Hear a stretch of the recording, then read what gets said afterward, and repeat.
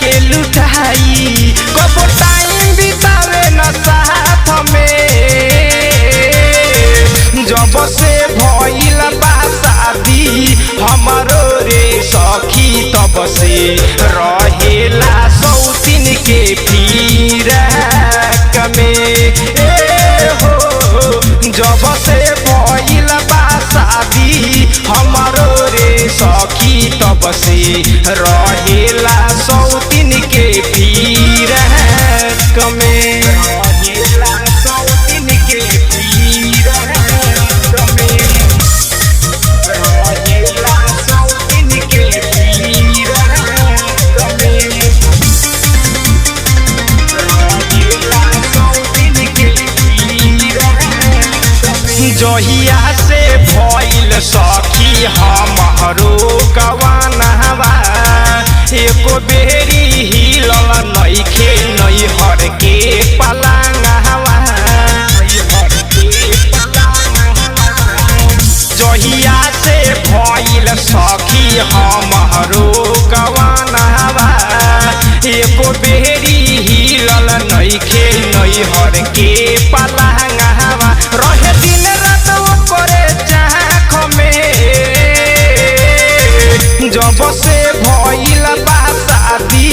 हमरो रे सखी तब से रहेला सौतीन के फिराक में हो जब से भइल बा शादी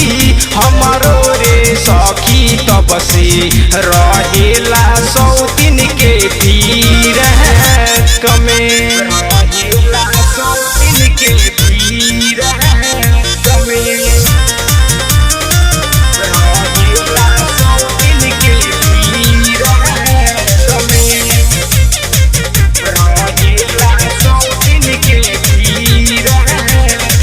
बाले माँ भी नए नहीं मानेला कहानवा रहेला उ जाके रोजो सौतीन के अंगनवा सौतीन के अंगनवा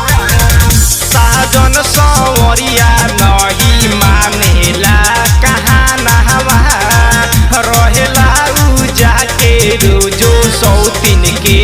अंगनवा कबो देवे ना हाथ अपना हाथ में